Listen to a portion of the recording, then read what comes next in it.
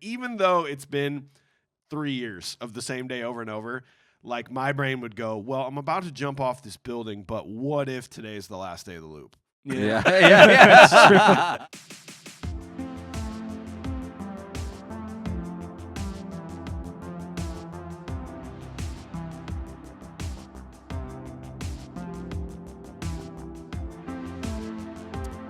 Oh, that's nice.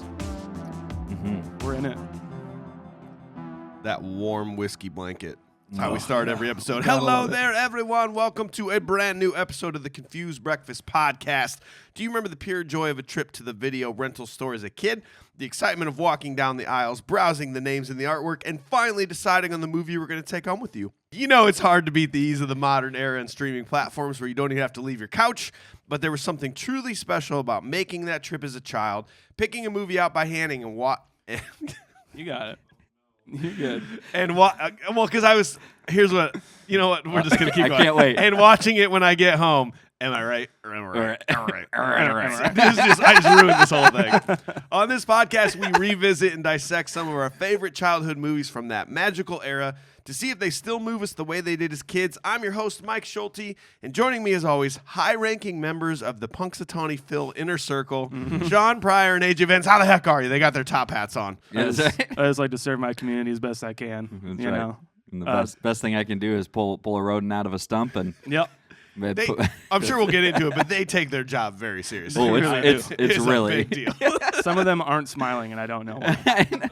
Like, this is not fun. We need to be serious. This is a serious deal, okay? This is not a gimmick. We can't have 8 more weeks of winter, whatever the fuck it is. This is truthful. Well, thank you for being here. If you're new to the podcast, you're at the beginning of an episode where we take a classic movie that you love from childhood and give you every single bit of information you could ever need about the movie while dissecting it scene by scene, so stay tuned for all the fun. But first, I wrote a poem for you guys. Oh. You ready for this? In French? Or? Yeah, okay. A French poem, in honor of, the movie. Yeah. Ready for this? Roses are red, violets are blue. Talking about pubic hairs is no longer taboo. Hey. You like that? I can appreciate that. I mean, we cool. got to talk. Valentine's Day is just around the corner. This is a bit of a rom-com here, and our sponsors at Manscaped are here with the best tools to get you ready for the big night out with your lover. This Valentine's Day, it's time to join 4 million men worldwide who trust Manscaped, the leaders in below-the-waist grooming, with our exclusive offer. Go to manscaped.com, use code CONFUSED for 20% off and free shipping. You never know when you might live the same day over and over. You Phil never Connor. know. You That's never. right. He wasn't expecting this. No. Nope. So what I'm saying is, if you grab your lawnmower 4.0, you keep it groomed and tidy. When you wake up and that day is going again, then you're already set. Yeah. Because imagine if Phil had to every single day. He had Oh to my do gosh. This. Yeah, I can't imagine. Not with a cold shower. You're not going to get that done. So. I mean, if he had to, it would have been easy with the Lawnmower 4.0, and painless, Yeah. I would say. So. Yep. And the battery's never going to die on you. Never. So. Just say it. Good point. You could literally, if you make sure you're always trim and tidy, and this day starts living over, you can spend your entire day learning piano, stealing money, learning the ins and outs of women, instead of starting every single morning in the bathroom. In fact, just like Phil, what if you're traveling and you didn't bring it with you? That's true. Assume that he's like, I'll get it tomorrow morning when I get back home. Correct. Now he's got no option. Yeah. So you'll wake up again and again. No way of using that skin safe technology. We promise this is a great company. We've been talking about them for a while. We love them for sponsoring this podcast. Check them out. Get 20% off and free shipping with the code CONFUSED at manscaped.com. Manscaped. Code CONFUSED. I don't think that's it. All right, boys, time to introduce today's movie. On this episode, we discuss a movie that completely redefined the meaning of a holiday called Groundhog Day, a movie that continued to vault Bill Murray into the cores of our hearts, but unfortunately, also a movie that tore the friendship of Harold Ramis and Bill Murray apart. Yeah. This movie takes us on a ride of emotions as we ponder what we would do with eternity. We are, of course, talking about 1993's Groundhog Day. On Groundhog Day.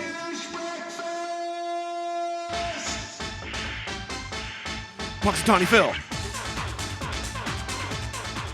And for those looking to get a refresher, Stars. It turns out I still haven't canceled my Stars subscription. Oh, shit. It's there. Good thing you I didn't. clicked on it, and I'm like, cool, I'm watching this. So Nice reminder you didn't cancel it. it's a great reminder I did not cancel it. So Stars, if you're like me, has it free with subscription. Otherwise, $3.99 rents on Amazon. As of the recording of this episode, beginning of February 2022. So in order to properly dissect and review this movie with a modern eye, which is what we do here, we first have to talk about that pure nostalgia. The first time we ever saw it. AJ, you're going to start us off. Tell us your first memories of this and what your rating was for nostalgia back in the day. So watching this for the first time, it was just like with my parents, and it was on like a TV network that just always played it. Like I feel like it was just this was another TBS special. 100%. There's there was Shawshank Redemption, and then there's Groundhog Day, and then something else. But no, I felt almost forced into watching this movie. It felt like, because everyone else is like, "Oh, it's so funny," it's hilarious. You love Bill Murray. Bill Murray's hilarious. You know Ghostbusters, and I'm just like, yeah, I don't get it. I don't understand. I don't get it. Watching it for the first time when I was a kid, I would honestly probably say this is maybe like a 3.5 for my rating of Groundhog Day. Shaun, how about for you, man? Yeah, same here. TBS special, whatever TNT, whatever channel had it. It was usually around this time in February. January right now, but we're almost there. It's usually around this time, and my dad would put it on, and he'd be like, "This is a funny movie," and I was like, "What? Where's Wesley Snipes? Yeah. Where's Neo? No one has a trench coat on. No, what's going on? Where's Woody Harrelson? yeah, that's the one I wanted to watch." There you go. But yeah, no, I remember thinking that it was funny in certain parts, but I think I was just kind of too young for it, but being entertained. So I'm right around where AJ is. I'm gonna say about 4 on this when I was a young lad. 4 for Shaun. Like, this movie seemed like we've done this a lot where it's very rare to watch it the whole way through. Yeah. And early on in the because it was always on TV. You get me. And it's just like, it's the same day. Like, I don't know, did he try to kill himself right away, or was that later in the I don't know. Yep. This is what was on when I turned it on, and I'm going to go back to Nickelodeon Guts after this. Like, I'm just waiting for that new episode to start. So, absolutely. I definitely, that's how it was for me as a kid. Always was on TV, but I did like it. I did think it was a cool movie. There was some funny aspects of it. Okay. And it was kind of mystical, and you're wondering what's going on. The deeper meaning hadn't hit me yet, but just the cool aspect of it. So probably just a plain old 7 for me. So that's a pretty low rating. That puts us at a 4.83 as a group nostalgia rating, which was going to put us... Gonna put it pretty. Wow, that is our second lowest. Wow. Princess Bride was actually lower than that. Okay. 3.6. It's a girl movie, man. Yeah, it's a girl movie. So that's interesting. That's where that puts us for the pre-rating. We'll see how the post one goes. Nice. But we also like to lock down all the important and pertinent details of the movie before we really talk about this scene by scene. So, Shaun, what do you got for us, man? Scene by scene. Favorite scenes that Shaun's ever seen. Produced by Trevor Albert and Harold Ramis. Story by Danny Rubin. Screenplay by Danny Rubin and Harold Ramis. Director of photography, John Bailey. Music by George Fenton. Directed by Harold Ramis himself. Here's the cast. Bill Murray, Andy McDowell, Chris Elliott, Stephen Tobolowsky, Brian Doyle Murray, Rick DeCummin. He's back, you guys. Yeah. And Michael Shannon. Yeah, I know. I know. Originally, Danny Rubin was interested in a vampire story, wanting to depict what it would be like to live in the same age all the time and immortality. Rubin also had the idea of a man who woke up and it was the same day every day. Pressure from producers had Rubin marry the two ideas into the first draft for the film. Rubin looked at the calendar nearest to him and saw the next upcoming holiday was Groundhog Day and knew that there was an actual festival held in Punxsutawney, Pennsylvania, and thought it would be perfect setting for the film. Harold Ramis, coming off of a not-so-successful film Club Paradise, was looking for a story that had a character going through redemption and discovering one's purpose. Having read the script for Groundhog Day and not finding much humor in it, Ramis did a pass on the script, adding more comedic elements. Ramis's rewrite attracted Murray to the project, but the two clashed right away about what the tone of the film was. Murray wanted to highlight more philosophical aspects of the story, but Ramis instead insisted that it was a comedy. So when Bill Murray came in and read the script, he's like, "Hey, how about we just like kind of play up like there's some Buddhism stuff in here, and there's some like Jewish kind of literature that you could like pull through with this." And Harold Ramis is like, "No, it's they're both right. They are. Yeah. Like Bill Murray's correct. There's some stuff that we can gather that they could have really played on, but Harold Ramis was like, no, we want to make money. You have to make money on this. No, this is important. This is a business. Chevy Chase, Michael Keaton, John Travolta, and Tom Hanks were Ramis's first choice for the role.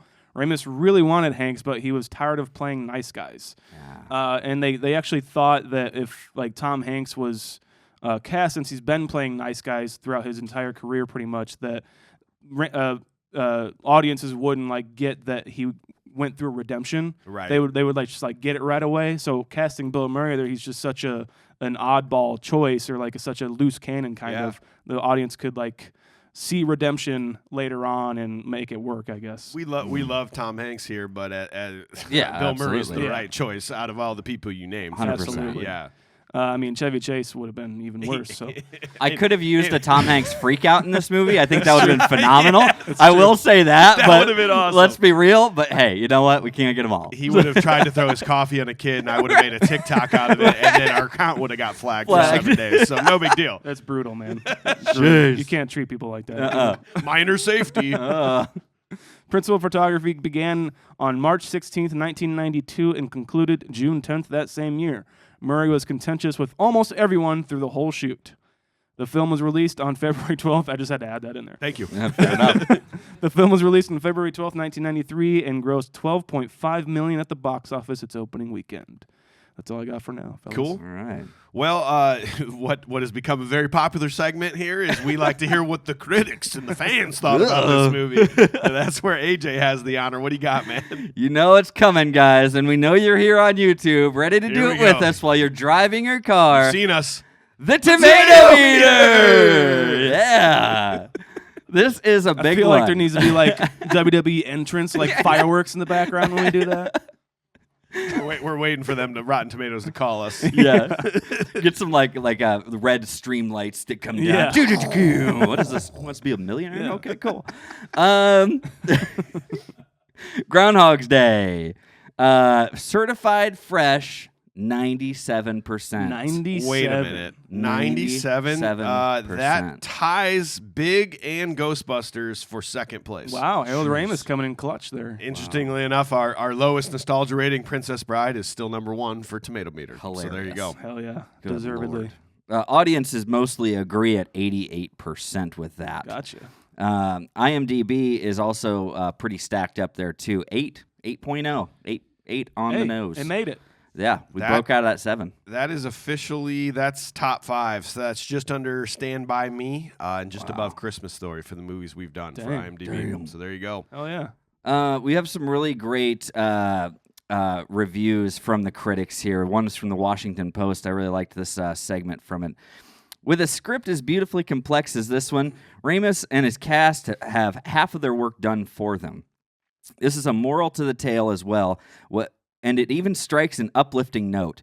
But, for once, the audience isn't forced to surrender its intelligence or its healthy cynicism to embrace the film's sunny resolution. When Phil has the change of heart, he doesn't suddenly become a stranger.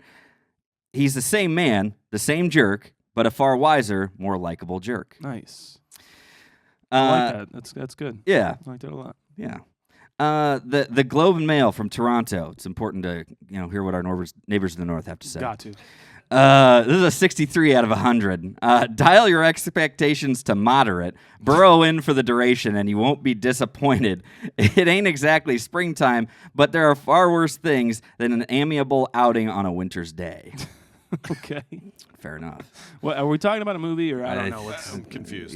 Just, They're poets. they're poets, man. Okay, yeah. Hey. French Canadians.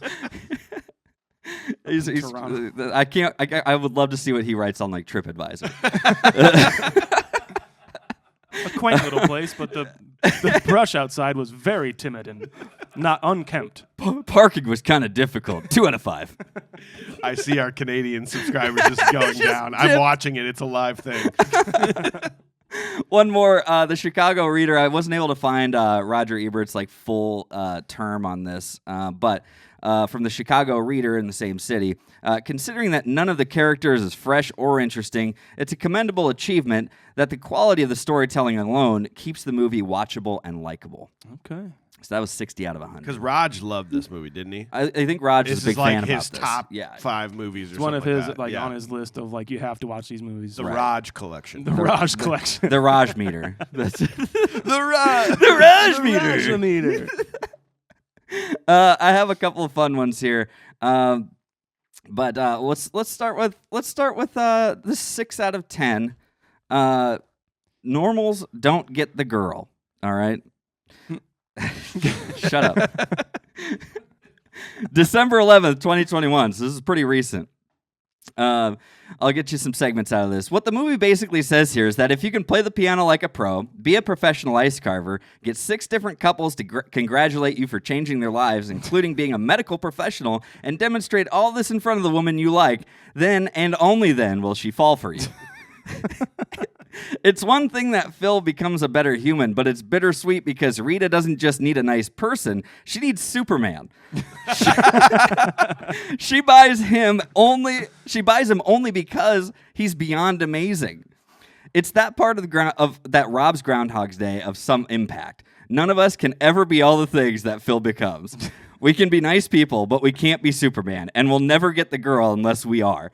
That's the message of Groundhog's Day. I'm going to paint the picture of this guy. This is a guy, and this is the guy that like goes up to a girl in the bar, is like, "Tell me what your tattoos mean." Yeah, and then she doesn't like it, but he calls it ink. Yeah, who did your ink? Or I see you're wearing a Nirvana t-shirt. Name 3 songs by that. Name That 3 is songs this we guy. could date. He's never going to find a girl, so he's mad. He thinks that he has to do all this stuff to impress a girl. He's so upset about it. That's that guy. You just gotta have gift of gab, man. You just gotta be funny. Yeah, funny, baby, dude. come on now. All right, I got one more here. It's a 1 out of 10 star. It's entitled eloquently, "Sexist Hollywood Garbage." Oh no. Warning. This is who our podcast is for. So Yeah. I'm great. I know this person's listening. Warning. Spoilers. In case you needed to know, before you come to IMDb, be aware. I still love the mental image of someone going, honey, I heard Groundhog Day is good. I also heard Groundhog Day is good. Do you want to watch it? I think we should. But first, let me get into IMDb and see if anyone's warning me to not watch this movie. It says here that we should definitely not watch it. Ooh. I take their word for it. Yeah. Okay. Gospel. So this was Kristen K. Ling or Kristen Kling. Sure. Groundhog Day is a movie about a creepy shitbag who relives the same day over and over and uses that inconvenience to gaslight and manipulate women into thinking he's not a creepy shitbag. She's not wrong.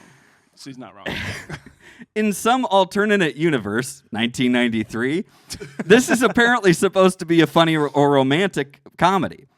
Imagine how many women viewers have been fed this "your love can change the asshole" narrative over the decades. As per usual, this genre, all the women are also portrayed as sex objects who are either airheads or without much of a personality. Not to mention the illogical time concept where he bumps into the exact same people in the same place, despite having skipped events.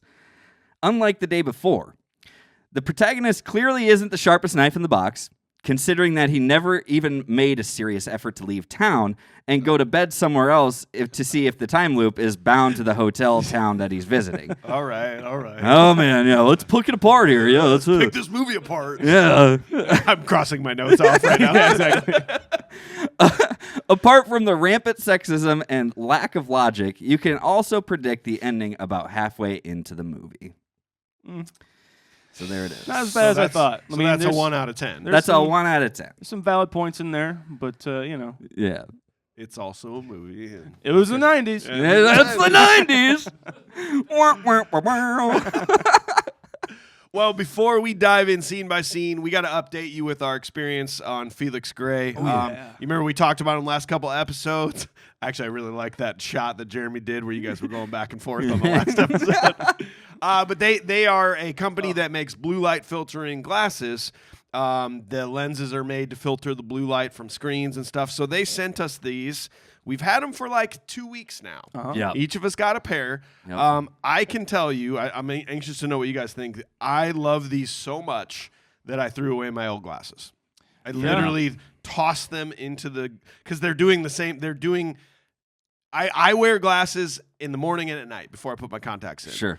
And so this has my prescription in it. Yep. And I literally just said, well, these are better. Yep. And threw them away. Because not only are they good quality glasses, but they're filtering all this shitty light that I'm never going to take away. Right. Like I'm always going to have my phone and my screen. I'm always working.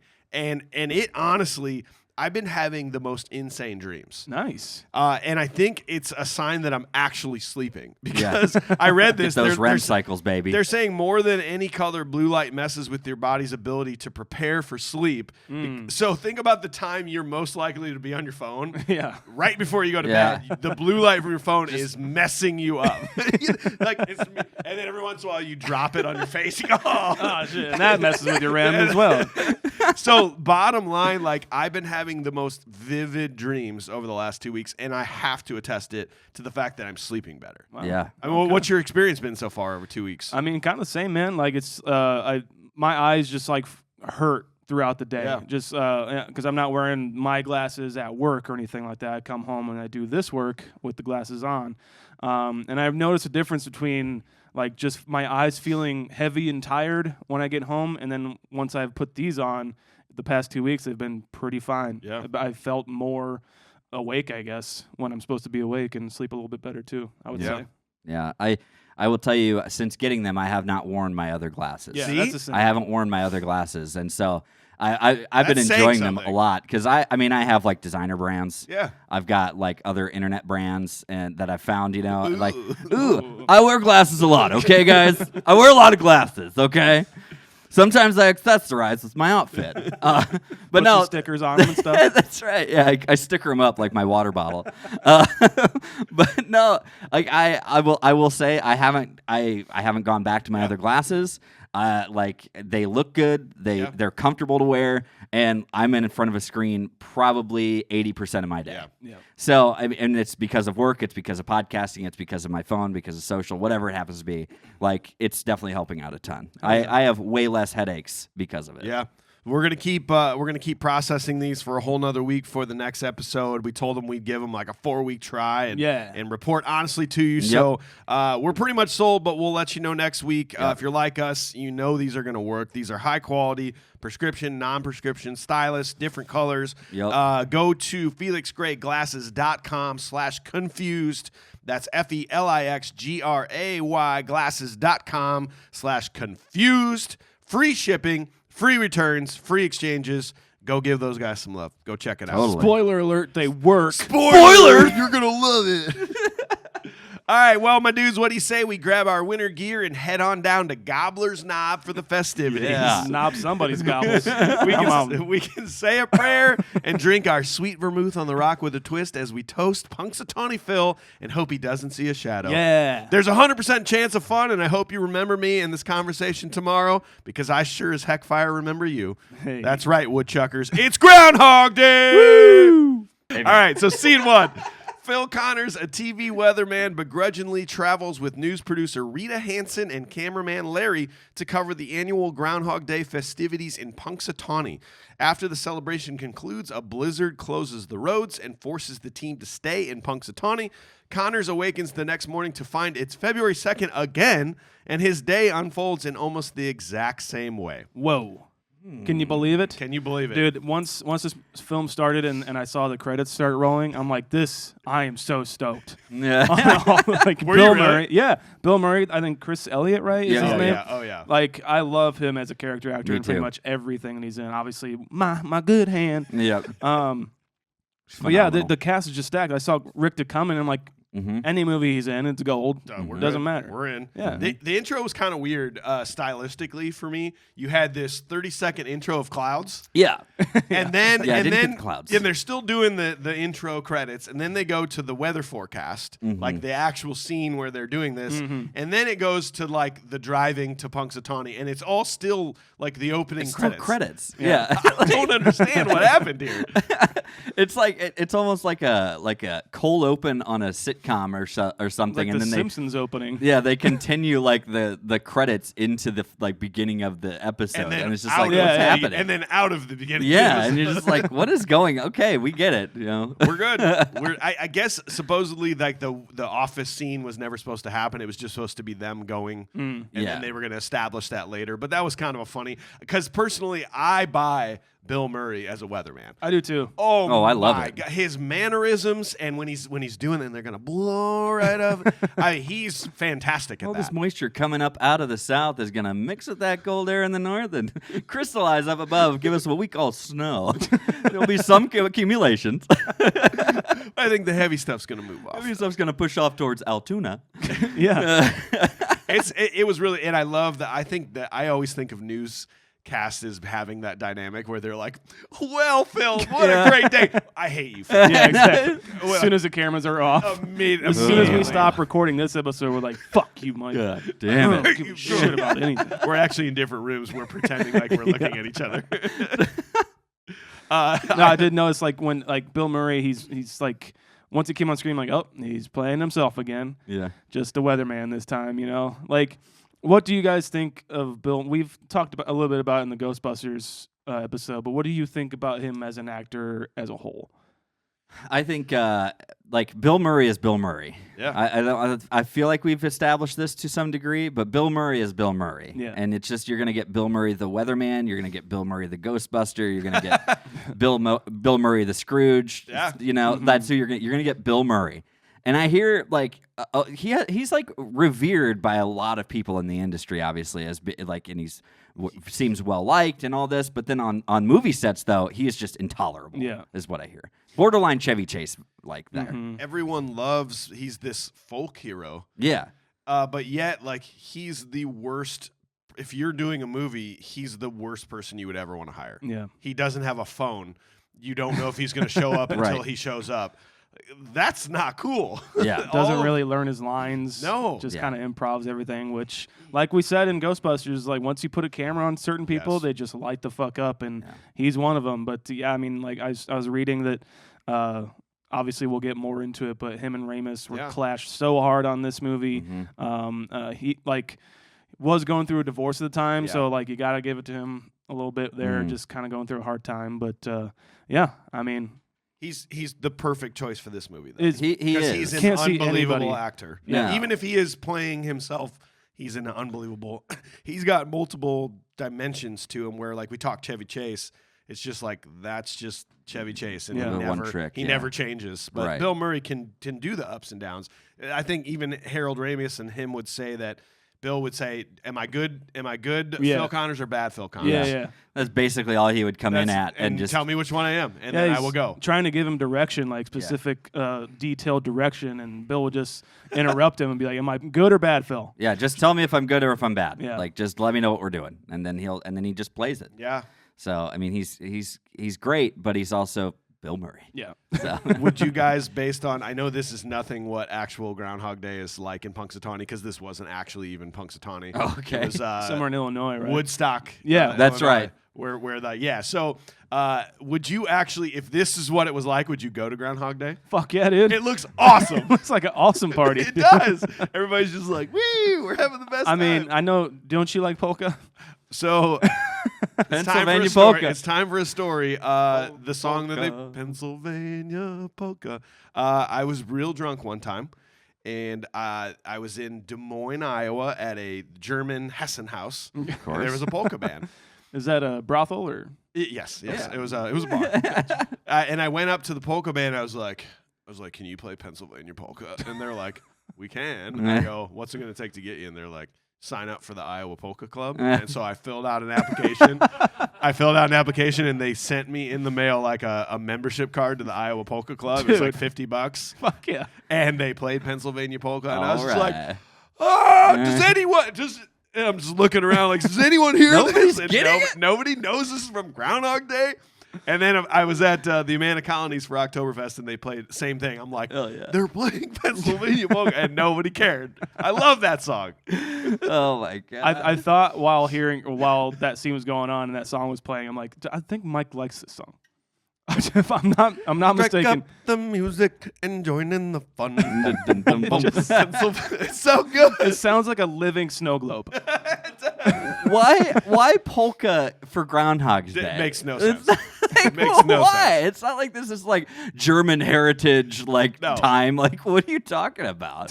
This is literally just, I heard I wish I knew the exact folklore on this, but I heard Groundhog Day started as just people used to just go out into the woods and like hunt groundhogs, and then it was like, well, then one day they're like, well, this is the magical groundhog, and then they're like, oh, he predicts the weather. I don't know. Let's have a party. That's what Thanksgiving's going to become, man. We're going to stop eating turkey or something because of a shortage. They're going to say, we wait for the turkey to tell us it's going to snow.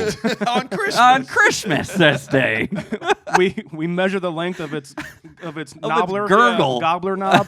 And I'll tell you what, if I was not going to Groundhog Day before, but then you told me, no, it's in Gobbler's knob, I'd be like, what is that? I have to be there.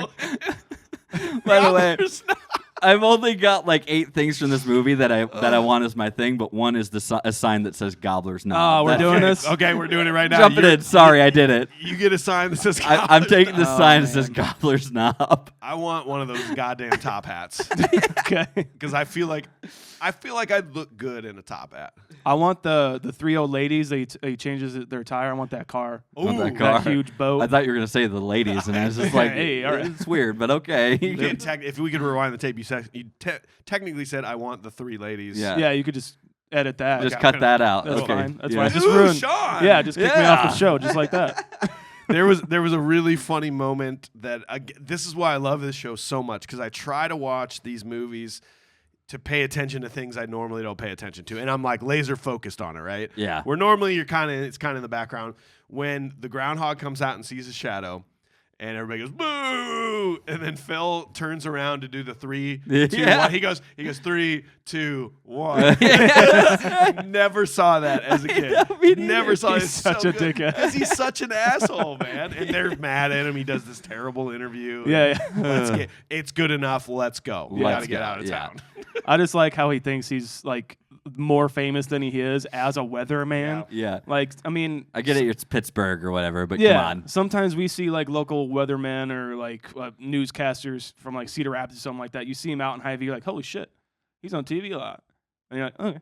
All right, well, anyway. Good enough. Yep, Not good like enough. If I don't think I've ever talked to one of them, then they've ever said back to me, "Thanks for watching." No, thanks, no.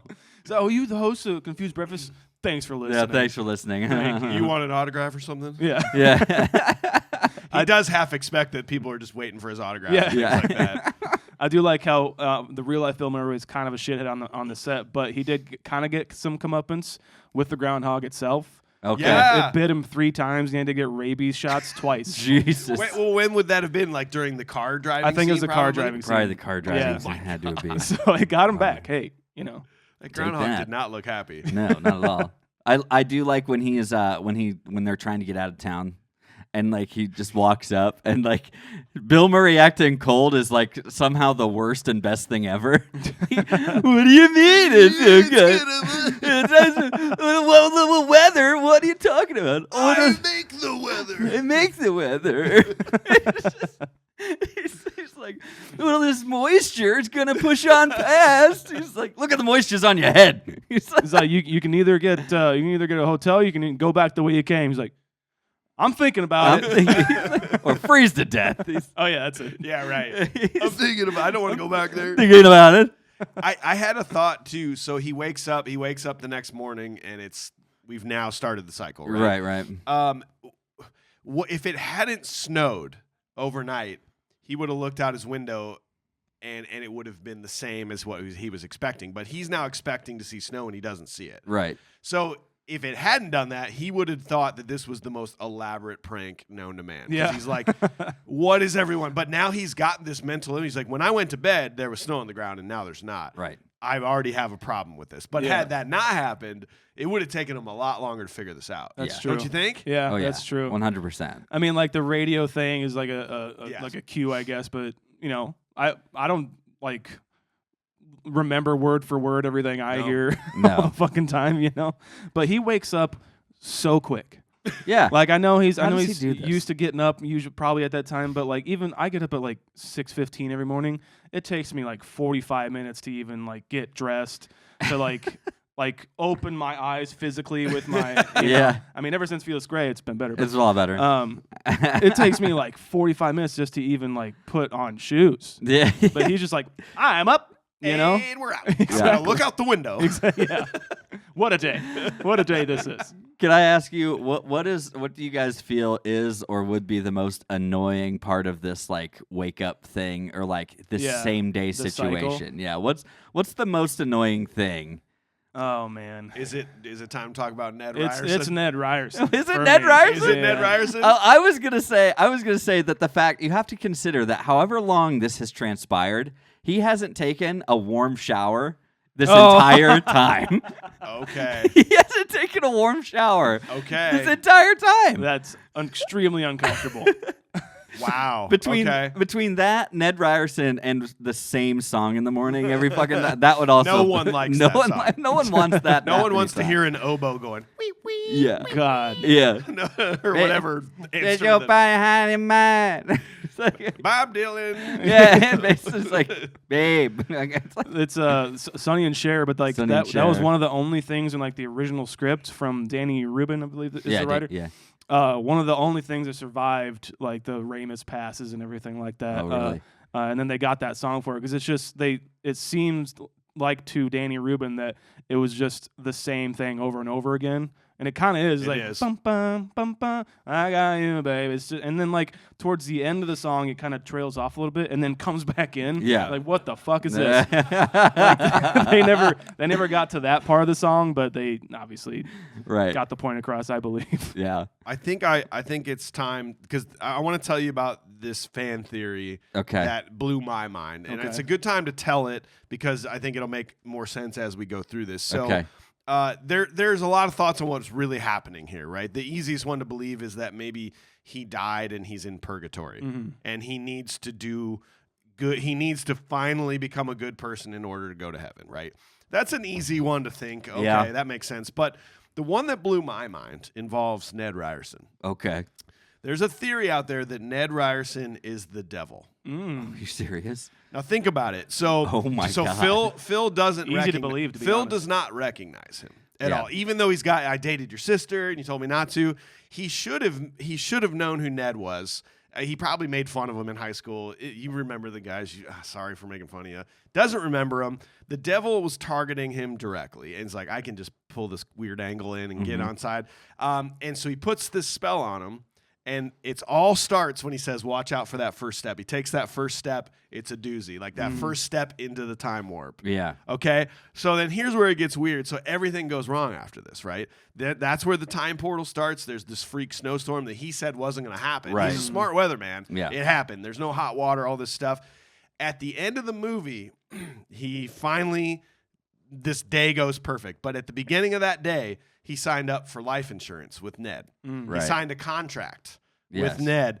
Remember, he said, he's my new insurance guy, and he said, I'll say whole life turn, Uniflex, fire theft, auto dental, with the optional death and dismemberment plan. He signed this contract, and then, beautiful. Everything he ever wanted to happen in life happened. He officially sold his soul. He wanted to be loved by everyone, talented, famous, finally get Rita. The devil hooks that man up with everything he wants, and life goes on. Okay. He exits the time portal, but his soul is owned by the devil. Oh, Jesus. And Ned Ryerson. Ned Ryerson. Man. He's kind of a creeper.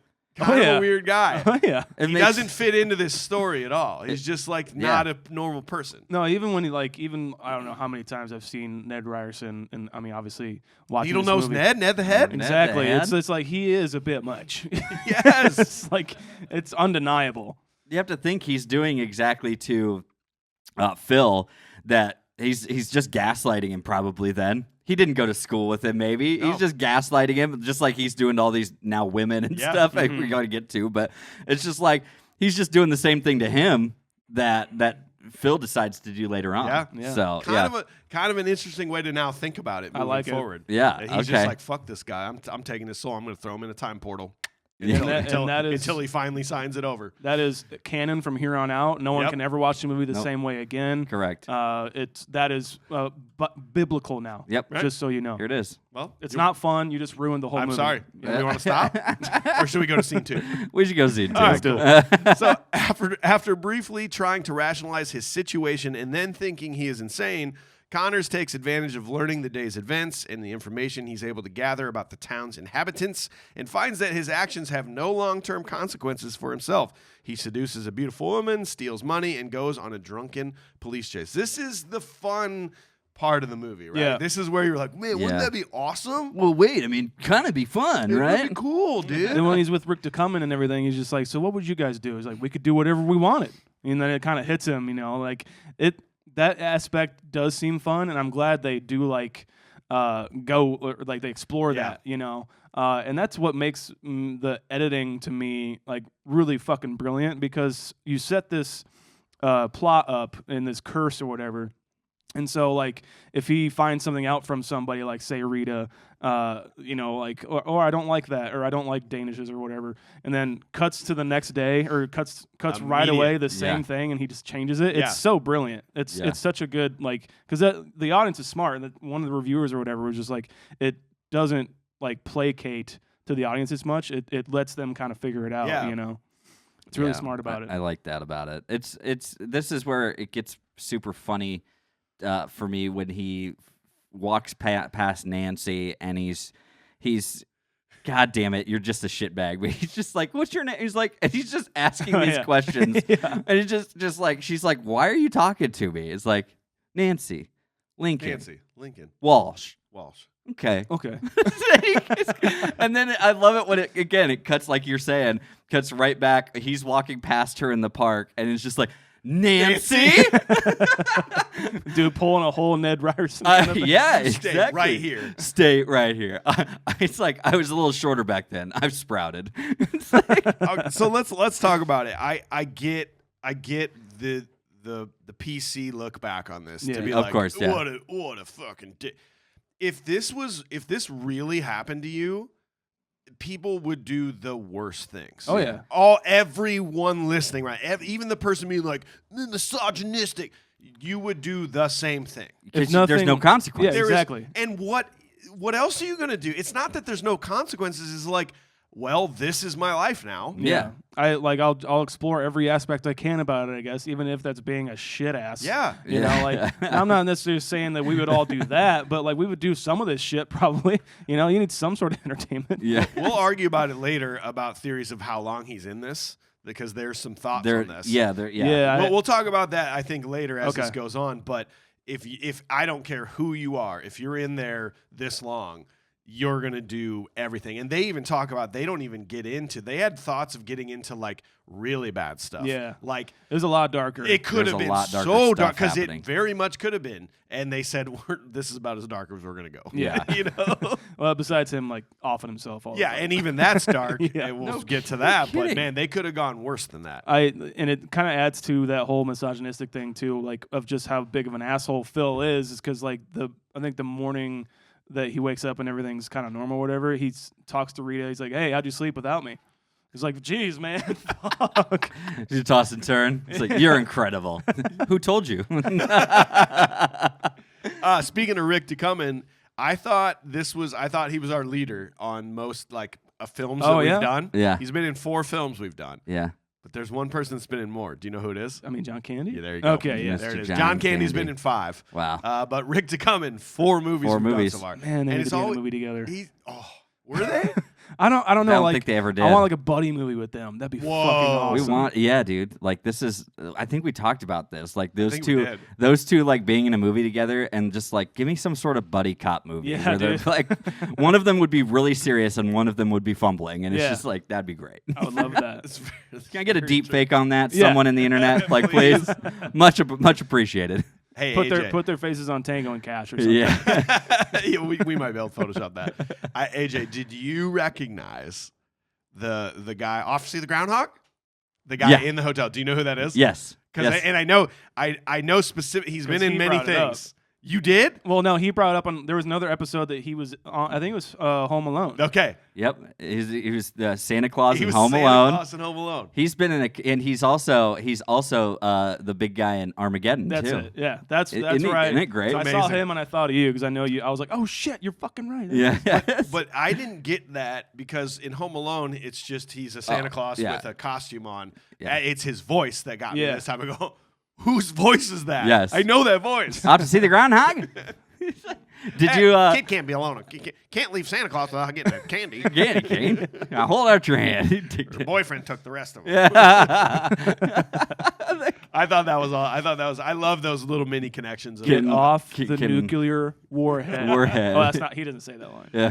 Can I ask you guys about one then? Did you recognize who the the bed and breakfast owner is? I vaguely. What is it? Do you know, Mike? I mean, I do, but I don't. Like Alright. when you say it, I'll be like, oh yeah. It's the photography lady from Wedding Singer when they go to talk to. Oh yeah. I've never done it for that cheap. It's her. Okay. Beautiful. Hell yeah, dude. Come on, Faye. Faye. Don't look away. That's her.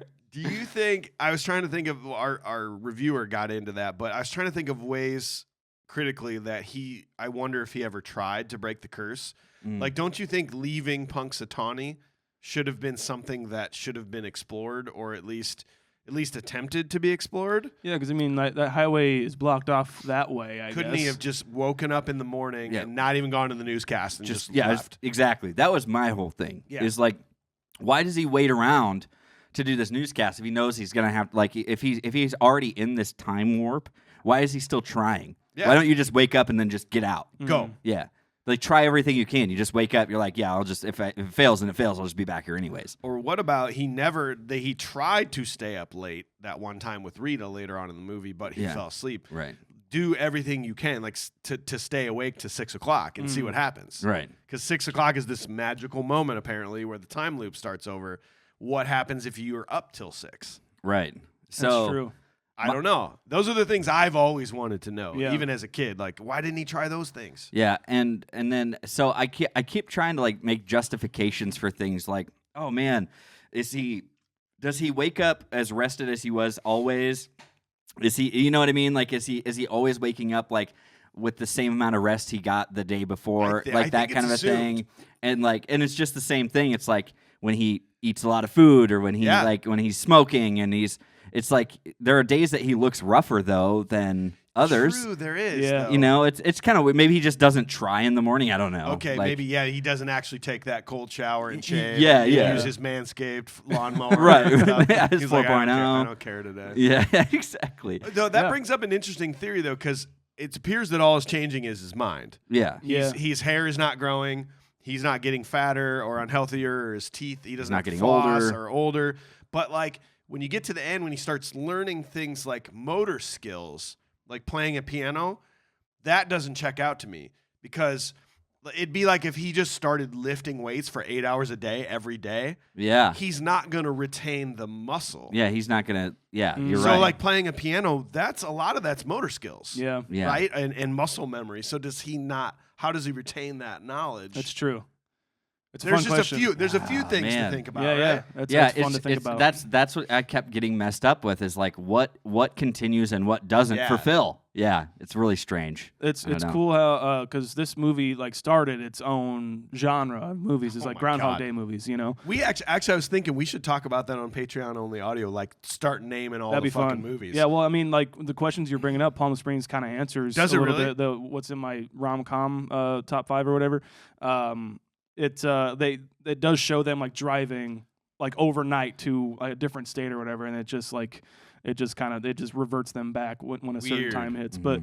But yeah, I mean, it's a cool fucking plot outline that we've gotten a lot of other cool movies out of. And like, this is the first This that we is the know first. of. This Yeah, is the yeah. first one that ever explored this time loop there's thing. there's some writers out there who are like Danny Rubin. Danny Rubin, yeah. There's a couple writers out there who's like, oh, he stole my idea. Well, you're gonna get that all the Yeah. fucking time. In fact, maybe it's. I've always thought we should start a segment that's like where TikTok called us out, yeah. because apparently we apparently didn't do enough research, or we glossed over it. I don't know, but apparently someone has claimed that they were the original writer of The Matrix and Terminator, Uh-huh. and that they were actually linked together. And so we were getting a ton of hate on our Matrix videos. Be like, you didn't tell the. It's like, Didn't I tell the didn't whole know. story. I don't know. I- Nobody told me. I don't read know. about that, but it's Yeah. just like, I go off of who is credited, I guess. Yeah. Yeah. Sorry. I'm sorry if it got stolen from you. Too bad. Too bad. Also, great idea if it was yours. Yeah, I'm sorry. yeah. You're great at stuff. You're so good at this. So what would you do? What would you do with your non-consequence day? That let's say that he did. Like I love the stealing cars. Yeah, and just going around and doing. I would nuts. definitely see what I could do to like evade the law. Yeah. Or something like that, and talk back to cops. Yeah, spend a night in jail or whatever. Like I wouldn't go so far as like hurt people or anything like that, but I'd binge drink or something. I already do that anyway. But the only thing that came to my head is like I'd probably drink. I'd probably like. Go play a show and drink a lot of whiskey. I did that last night. Oh, wait, I did that? Is this Groundhog Day? It kind of feels like it, doesn't it? You know what? Like, I love the conversation about this whole thing when they're in the bowling alley. It's another place I want to be, just hanging out in that bowling alley, drinking those bowling beers. alleys look so cool? I don't know, man. Like, why don't we hang out in bowling alleys? We should just hang out in a bowling alley. You want to? I think we should do that. We should make it a thing. And yeah, like... By the way, another thing I want from the movie is Rick to come in shirt on this. I'm sorry, you can't have it. Nope, I'm sorry. You already took your gobbler's knob sign. Fine. Still want a shirt. Anyways. The fast food joke when he gets pulled over, too. That's a classic for me. Yeah, dude. Like, it's all very, very funny conversational, like, back and forth between them all. And I love his realization of it, that he's just like, he's like, I can do whatever the hell I'm going to do. I'm driving. Like, let's go drive on train tracks. What? I like something he says is stuck in one place, everything the same, and nothing you did mattered. 1,000% 2020. Oh, I was just like, oh, shit. Oh, that hurt a lot. Oh, wow. You saying that. The guy says to him back, he's just like, pretty much sums it up for me. His friend, De Cummins' friend. Yeah. The guy that wants flapjacks. Yeah, he's wanting flapjacks. He's like, oh, that is my life. Oh, damn it. Oh, well. That begs the question, are some of these other people in a purgatory, I wonder? Ooh, maybe. I don't know, man. I don't know. We don't know. They have not shown a sign of changing anything. None of them have. So True, I would, to your question, I would just find ways to fuck shit up. Yeah. Like, just, Yeah. I'd go burn stuff and, whatever. Yeah, It's Grand Theft Auto now. Fuck. And that's essentially what it is. Yeah. Oh, I woke up in the hospital. Whatever. I do whatever it takes. I do mundane tasks, but like in the most obnoxious way, like shooting doors open or something, or like, like taking axes to windows, running and sliding across the hood of your car. Do it like that kind of stuff. Yeah, stuff that I'm a little scared to do nowadays. Right. You know, every piece of food I had, I would throw up in the air to try to catch in my mouth. Yeah. Like, it just doesn't matter. You know what I mean? You know that feeling when you're like on like a high building or something like that. That feeling like I should jump off right now, but you don't do it. I would just do it. Okay. What's that called? The call of the void or something? Call of the void. Yeah. Ooh. Have you ever heard of that? Oh my god, I hate that shit. Ugh. I get that all the time. Yeah, hell yeah. All right, let's move this on. So Phil starts to focus his attentions to courting Rita by learning everything he can do to lie to her. This ultimately never works out the way he planned. He begins to tire and then dread his existence. Eventually, in an attempt to break the cycle, he kidnaps Phil the Groundhog and drives off a cliff. He commits suicide several more times, but it appears death cannot stop the day from repeating. I have to say some of these scenes, how they're staged, because he's learning about people's habits and everything. Like, oh, this girl's gonna walk by at this time. The armored car is gonna go by at that time. And the amount of staging that like Ramis would have to do to direct and like not have cars hit Bill Murray and Bill Murray not be scared by them or flinch, you know? Yeah, because he's got to appear like exactly he's like done he knows this forever. Yeah, it's really incredible, and that would be really fucking hard to do. And so I like that about it too. Yeah. I have a theory at this point that I just thought of this because I kept wondering why do we keep seeing this person but they have no lines or whatever. So my rebuttal to you and Phil and Ned Ryerson being the devil. Okay. I think the bartender is God. Okay. We never hear him talk. He doesn't interfere. Shakes his head all the He time. just shakes his head at everything that's going on around him. You know, you hear Phil talk about, he's like, maybe I am the God. I don't know if I am or not. It's like, but at the same time, he's like, I mean, maybe God really isn't omnipotent. Maybe he just knows everything about everything because he's been here the whole time. It's like, and like that to me That is like guy's the just standing bartender, there. and he's always just standing bartenders there. are always hearing everybody's true. dirty Everything. laundry. Yeah. That's my Okay. little theory on that. I But like you keep it. seeing him, right? Like Yeah. he just keeps popping up in there. So put yourself in the headspace of Bill Murray. You're going to be this misogynist. You're going to keep learning everything about Rita so you can get her in bed. Okay, we're not saying that's right or we're not saying that's wrong. But in this new reality of never ending, it's whatever. Right. Nobody's judging you. Do Right. whatever you want. But I have an issue because like you got to stick to your convictions at some point. When he orders whiskey on the rocks, Yeah. and then she goes, I like sweet vermouth on the rocks with a twist. And he's like, okay, cool. The next day, then he orders that. Yeah. That's where I draw the line. Because listen, our friends at Cedar Ridge Whiskey, like, you're not going to get me to drink sweet vermouth when I have the delicious nectar of the Look at you gods in my slide glass. right in Do there. you like that? that? No, for real. Like, Cedar Ridge is where I'm drawing the line on Rita. If she's not happy with me drinking Cedar Ridge on the rocks, then I'm not happening with Rita. You want to be yourself, man. You want to be individualistic, and That's right. Cedar Ridge is a great way to do that. That's what I'm saying. They were just named #1 selling bourbon in the state of Iowa for the second year in a row. Iowa drinks a Bam. ton. That's all we have. Yep. We don't have anything else to do. We have no mountains. We have no oceans. It's always cold.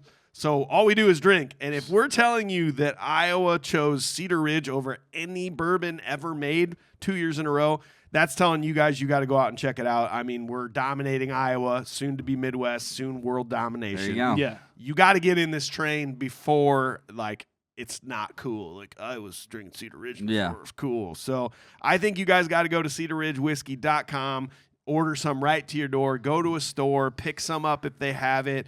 I mean, they've got their flagship bourbon, which we're not. What are we drinking now? This is a limited edition thing, right? Yeah, well, I popped over there, and this is what's also great about Cedar Ridge. Is I popped over there, just wanted to grab a bottle, like wasn't looking for anything fancy or anything. I just need to get my Cedar Ridge. Yeah. And I pop in there, and they're like, we actually just released a surprise single barrel that you can get. Surprise. There's only so many bottles. You should definitely check it out. And I was like, yeah, of course I'm going to do that. Thank you for your wonderful surprise, Cedar Ridge. Hell yeah. So Show them that bottle. Yeah. It's a single barrel, cask strength. This thing is potent stuff, but super smooth, man. You can grab these specialty bottles like this, or Yeah. the flagship bourbon, the quintessential American single malt, which is basically a Scotch but better. I don't really like Scotch, but single malt's amazing, and their collaboration with Slipknot, of course. People equal shit. People equal shit 515.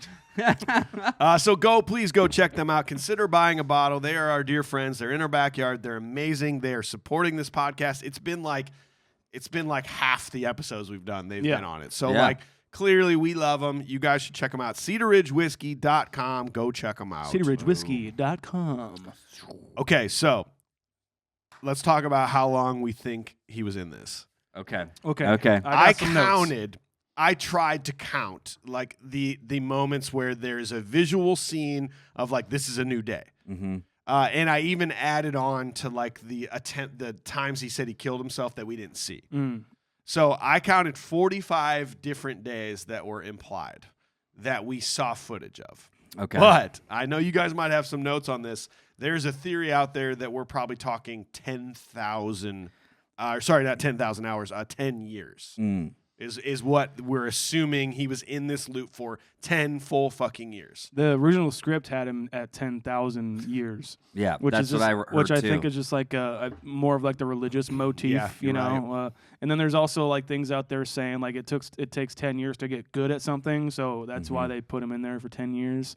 I got a little bit something different. I got 12,395 days, or 33 years and 350 days. Okay. It's approximately how long Phil is stuck in the loop.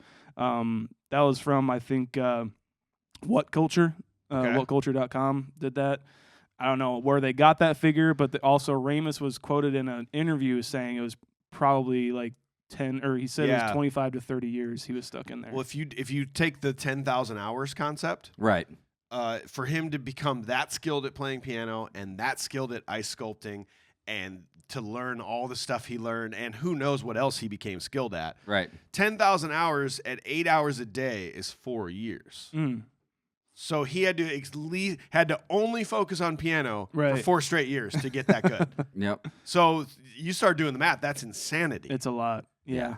And you're telling me you're not going to just use your power to seduce a woman or like Scam steal pool honeys, money. man. Like at 10 to 30 something years later, who cares? You are God. Do whatever you want. I would learn how to play piano for Yeah. sure. I would learn how to do because I know it cuts back to him several times. He's reading 8 different books. Yeah. You know, just I would try and learn anything that I could, just because I have the fucking time. Yeah. You know. Here's the one thing I will tell you is that I think there's at some point Phil probably seduced a lot of members of that community. Oh yeah. And here's where it goes. Like he knows so much about so many people. He knows about the young couple that's there, and he finds out that he tells Rita how she has cold feet, but they're kind of wondering about it. It's like, how does he know that she has cold feet? It's just like it's not a one-time conversation. Correct. Yeah. It's not exactly. And then you have he bounces around, there's the waitress as well. And then you have I think it's the other waiter guy, and he's he also paints toy soldiers, and he's also gay. And he's just so maybe he frolicked in that camp too. He was just I'm just gonna have some fun on both sides. Have spent a year with every person exactly in fucking town. That's true. He's just he's I don't know, maybe why not? I'm just gonna go do this and do that. And maybe people seem to like it. Yeah. Maybe his mental state is maybe if I get to know this person, I might figure out what the hell's going on. Yeah, you'd have to And try I don't know, every angle I'm gonna you try could. every door. Yep. And see what happens. Burn down the bed and breakfast. Yeah. I mean, that's what I would do. He also kisses the bed and breakfast owner. punches Ned Ryerson in the face. Ned. So good. They think he killed himself 10 times that we know of, but we're assuming it was probably more than that. It probably just became whatever. Let's try this one. That's fucking dark. It is. Because the way my head still works, I wonder if you guys are like this, that even though it's been 3 years of the same day over and over, my brain would go, well, I'm about to jump off this building, but what if today's the last day of the loop? Yeah. That's how my brain. I'd be like, I don't know. I don't know if I can do that, because what if it finally is going to be over after today, and then I killed myself. That's true. Yeah. Fuck. You never know, I guess. You never know when it's gonna end. But at some point, he got to the point where he was comfortable enough to be like, I don't care. Yeah. I hope I die. For me, that's at least 5 years. Yeah, it's going to be a while. You know? He does say, he's I've killed myself so many times, I don't even think I exist anymore. He's He's I have no idea. It is very dark for a PG movie. Yeah. I guess they don't really gloss over it though. I mean, you got to explain that to your kid if they're watching this, to be like, well, what's he doing? Why did the lights flicker there? Yeah, yeah, exactly. Well, yeah. So yeah, I think this is where the movie, it's almost like it changes a little bit, and it went from the fun nature to then him getting the knowledge of Rita to using it for a purpose to now we're I don't want to do this anymore. Yeah. That's where everything changes, and then as we work our way back up here, scenes 4 and 5, that's where it comes back around, I guess. But this is the lowest of the low part of the movie, really. Right. I have to say one thing before we move on is the whole when he's telling Rita, and we're going back a little bit. He's telling Rita at the restaurant he's got all this food around him, which is also what I would do. Yeah. Oh yeah. Is eat as much Anything as I could. wanted. They offered him a spit bucket, so with the food on set, so he could just spit the food out after a take or whatever. Yeah. He refused, and so that angel food cake that he stuffs in his mouth, which is brilliant. The whole thing. That's what actually made him sick, and he fucking started puking on set. That had to be a nod to Belushi, I feel like. Oh right? yeah, maybe. It had to have been, right? I like that. That had to be, right? I would love that. I'm gonna believe it. I'm just gonna believe that's it is what that so. was. That's canon now too. Fucking canon. All right, so scene 4, Phil eventually is able to convince Rita of his circumstances. He opens his heart to Rita, and her advice helps him to gradually find a goal for his trapped life as a benefactor to others. He cannot in a single day bring others to fulfill his needs, but he can achieve self-improvement by educating himself on a daily basis. He learns skills and tries to be as kind as possible while saving lives, but he can't seem to break the spell. I gotta say, before we get into the goodness and awesomeness and everything, the scenes of him trying to help this homeless man are the most heartbreaking thing They are really dark ever. I'm just gosh, that is really rough, man. Yeah. And it seems like I don't know if we ever really get any resolve with that. It seems like that old man apparently is just going to die on this day. He's just trying to give him like a good day. It's like a good day that yeah. It's really, that's heartbreaking. Yeah. I think this is the most important scene of the movie because, we can talk about Rita making an effect on him, but I almost feel like this is what makes the biggest effect on Phil, because this old man is the only person he cannot fix. Mm-hmm. He's been able to fix everybody in town to where no one will die. Right. He saves the kid, Yeah. all this stuff, but Buster from choking. Yeah. He cannot save this old man no matter what he does. So like he learns that I can do good, right? Like that, like things are inevitable, and that we have to just do things while we have the chance for just the good of it. But like his genuine face while he's eating the soup is a beautiful scene, because he's like actually made a difference. He made a difference in this man's life, and I think this is what fully changes him for the better. Yeah, is realizing that like I can't do it all, so I'm just gonna do what I can. Yeah. That's beautiful. Yeah, I like the way you put that. I like what he says too when he first sees him die, like in the hospital or whatever. He's like, "No, sir, you can't go in there," and he goes in there anyway. He wants to see his charts. He says, or she says, "Some people just kind of die." He's like, "Not today. Today. No, I'm not having it today. If I can help it." And it's really nice. I like. Yeah, I think you're right. It might be one of the most important, if not the most important scene. The most forgettable character in old Phil's life is now like the most important character. Yeah. Because like, fuck this homeless guy. Like, oh, I did the fake. Like, oh yeah. Oh yeah. Oh my. And even there was an interesting thing there too. The continuity of Harold Ramis when he does go into the hospital. Yeah. There's a kid in the back with a broken leg. It's the kid that fell from the tree. He's sitting in the background when he walks into the hospital. Oh my gosh! Yeah, so he would have broke his leg had Phil not helped him out. Nice. See, that's the crazy thing about like being able to watch these types of movies again. This one it's all about repetition, but then it's like being able to see the consequences of what's maybe happened earlier in the day that you didn't recognize. Yeah, that's a good point. I never noticed that. Actually, he may have, for all we know, like showed up at the hospital every day and found out what was happening to everybody, and then found out where they were getting hurt at, or where their car accident was happening. And I don't know. Yeah, absolutely. It's crazy. I really like too where it's just cuts to those three old ladies that I love and want to have. Oh yeah. Because of them, they're like, well, I don't know what to do. Derice, I don't know. All right. Isn't Derice from Cool Running Yeah, Star? I think so. I don't know why I said that name. And then the car just starts humping up. I like how he's just automatically there. He's like, I got you. Don't worry. Had the tire, I had the jack. It's not a big deal. Sorry. You be comfortable. Yeah, this is where I guess we see the change beginning, because he's coming out of his depression, and he's starting to decide that he can self-improve himself. Like he's learning the piano and he's learning the things. Like he hasn't made it to that final day where he's finally agreed to save everyone's life. He's like building up to that, right? Where he hasn't signed away his soul to the devil, but he's working his way up to it, kind of a thing. Yeah. That's the other thing about your point with if he is in purgatory or whatnot, right? That it's like he's technically, what do they say? It's like the 5 stages of grief, or like that he's technically going through at this point, where it's like it's denial. I don't remember all of them. Right here. You got him?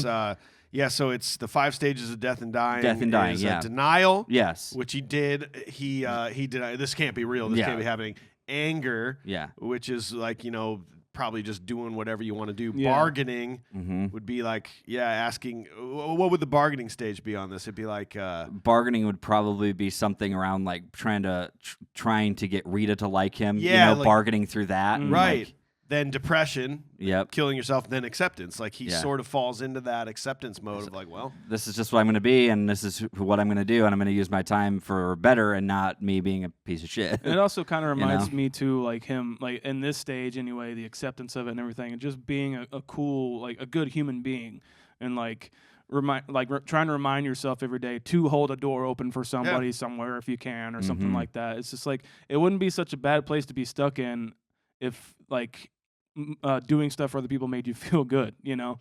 And it's just like, even if that's not the case, being stuck in the same day over and over again, just do that every day.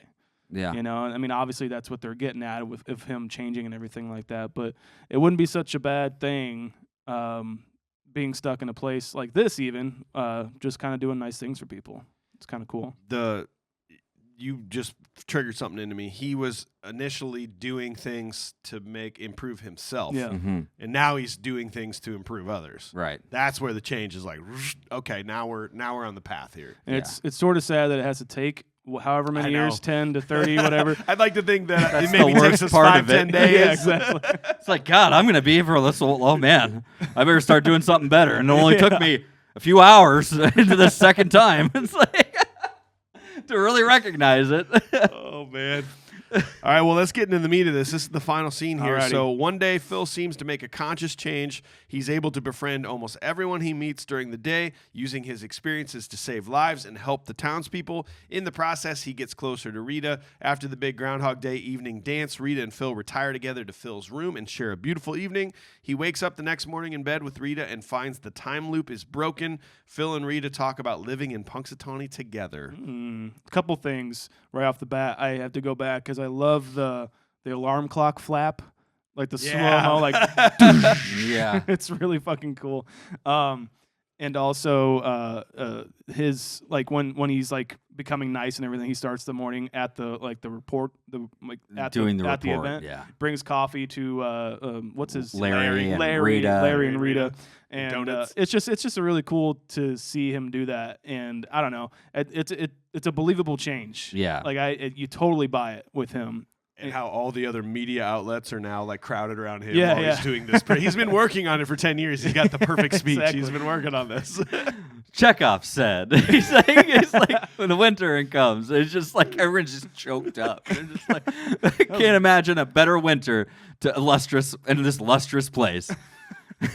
Phil Collins, so long. That was beautiful. Phil. Connors, sorry. I like Phil Collins. Phil Collins, yeah.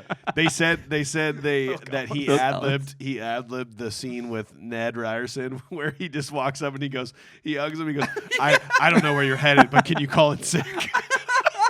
He said that was a complete ad-lib. That's fucking brilliant. And Ned runs away. What a great response, because it's not scripted, but that means that his response is technically not scripted so too. Ned Ryerson's It's like, I gotta go, and then just run away. It's like Ned is my favorite though. Like of that scene, the one where he goes. I think it's the first time he goes. I could stand here and talk, but I'm not going. I'm not going That's to. what Bill Murray says too.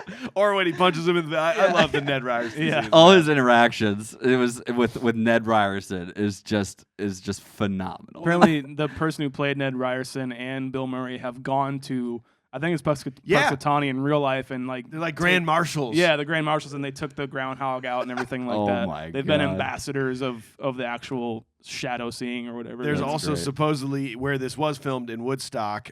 There's a small plaque that reads "Bill Murray stepped here," right where the first step was. That's awesome. Yeah, Man. think about it, that's the most important step and location of the entire movie. That's if, true. If Ned is the devil, so That's true. let's talk about Larry. Let's talk about Chris Elliott. All right. Because Please. he's nice. He's a very nice B character in this movie, but when he really shines is the end. Yeah. For me, like this last day is my favorite Larry moments because like where he takes the tip back.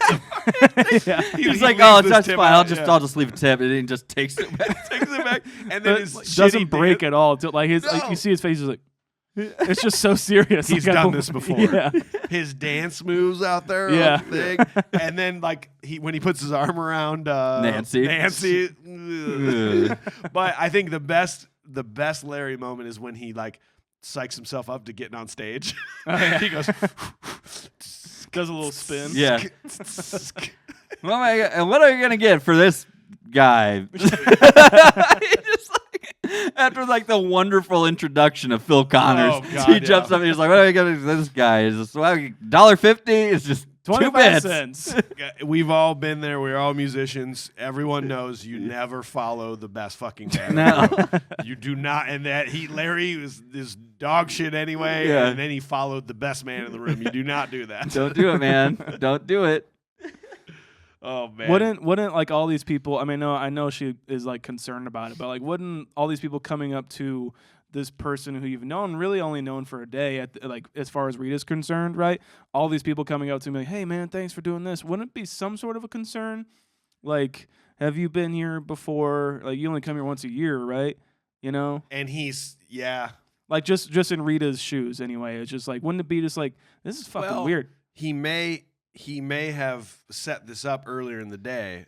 Because in the old days, he was always like, I hate this place. We got to get out of here. So he may have already set this up of no, I love this place. That's true. Maybe. But I hear what you're saying, though. It would just be like, what? You're a doctor? You know? You play piano? It's more of an honorary title. Yeah. Honorary title. It's like, I don't know. It's my favorite. I love watching him become this better person. For some reason, it was like really heartwarming watching him become this person. Like it was this time around, watching these movies again, and like I imagine maybe that's why people loved it obviously so much back then.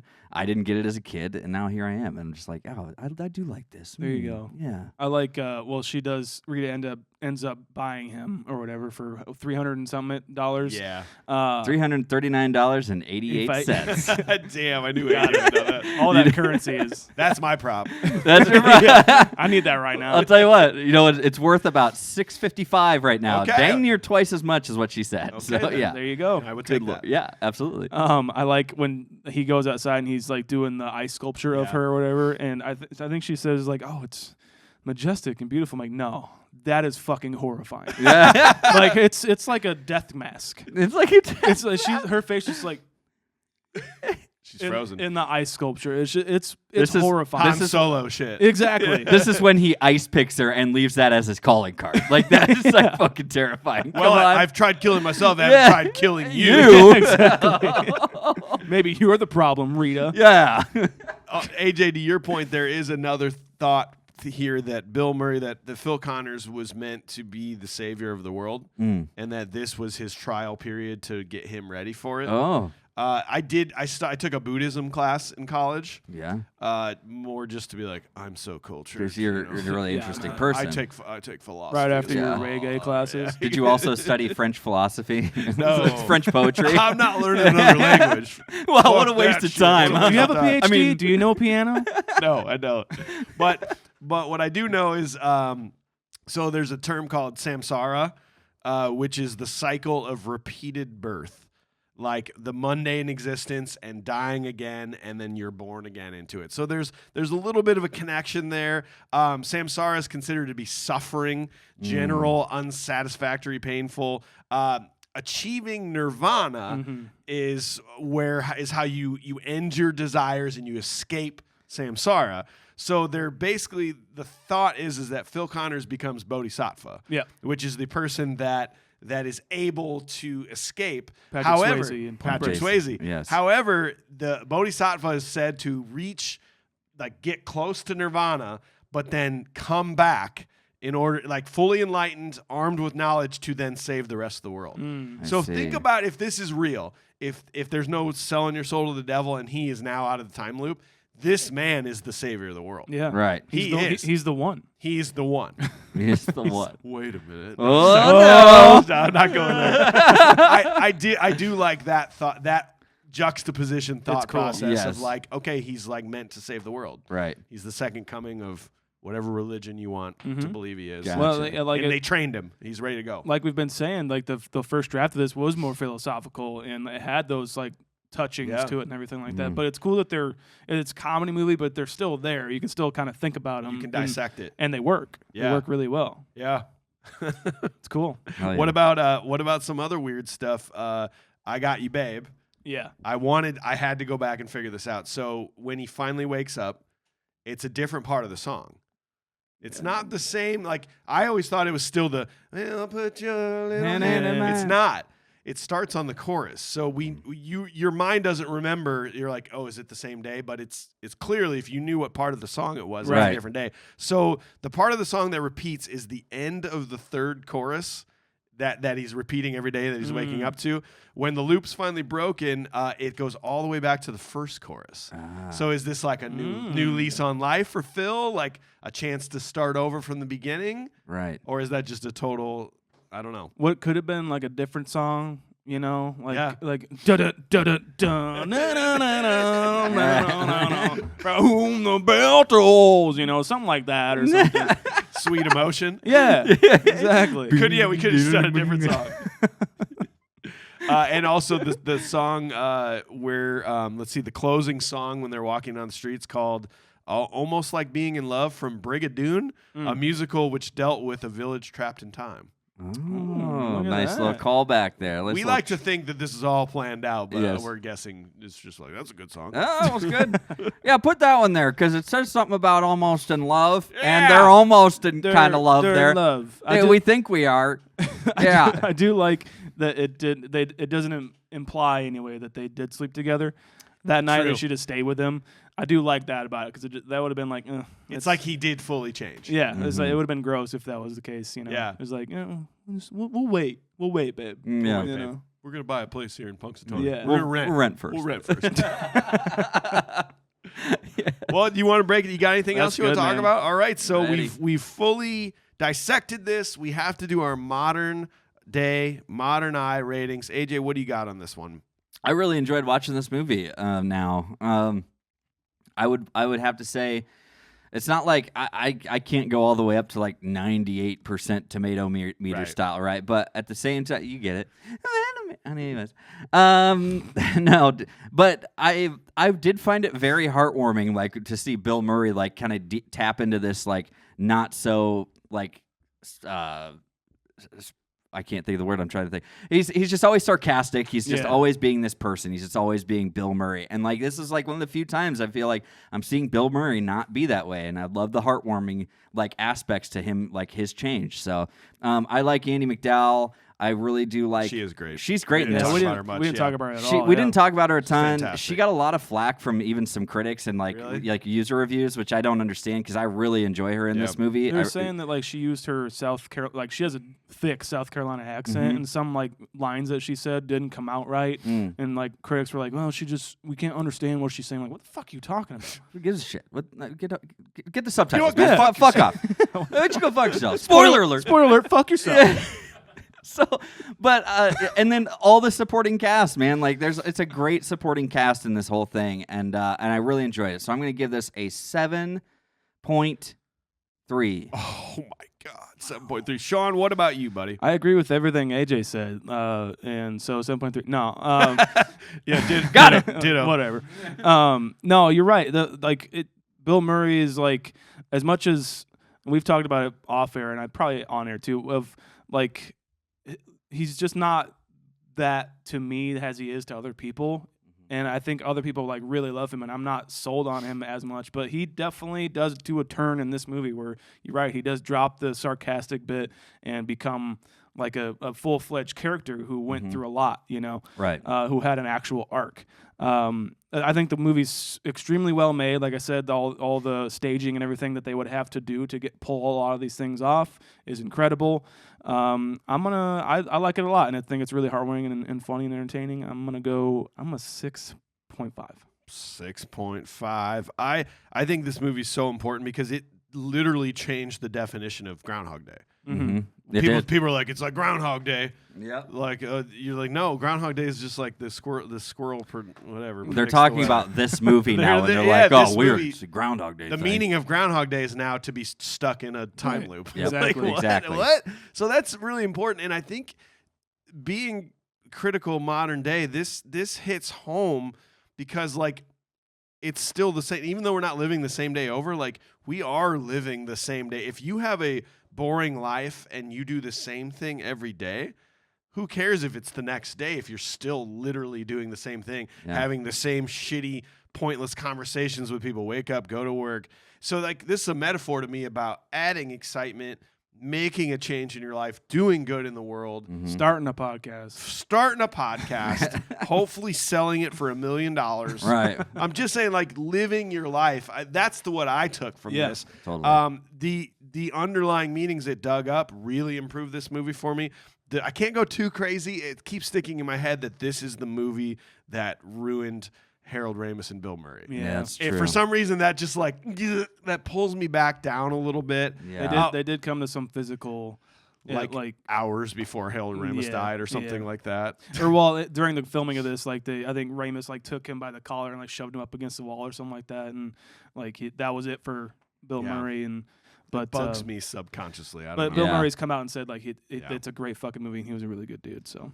I'm a 7.9 on this. Nice. So that's a 7.23. That puts us right when we're talking post ratings. 7.23 puts us right above Fast and the Furious and right below Point Break. Oh wow. Okay.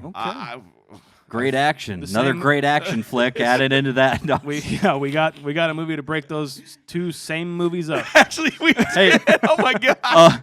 All you know what? All three of these movies like shot cars off of cliffs, so it makes sense. Makes perfect sense, I think. So yeah, you can't ever go above a 7.3 if you're going to shoot a car off. That's right.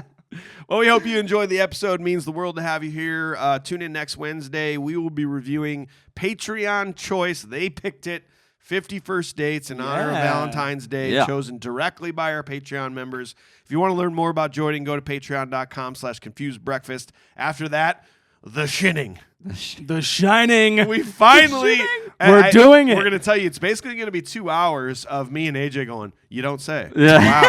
And it's just going to be Shaun going...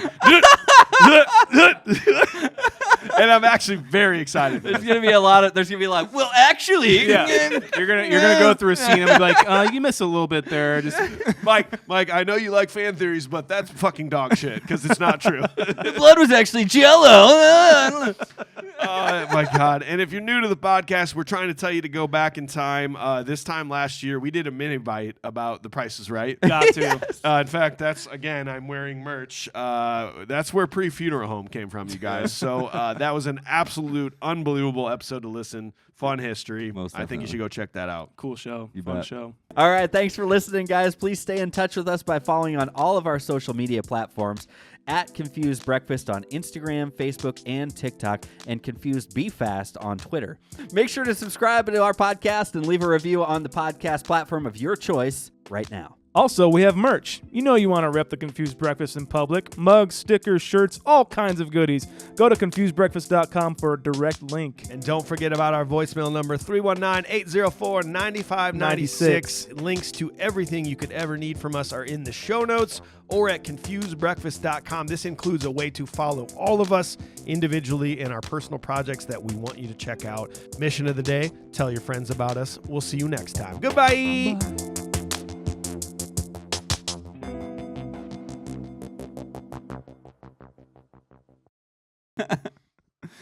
Favorite scenes of all time of scenes. Scenes of scenes. Scenes, many scenes. Scenes list of scenes.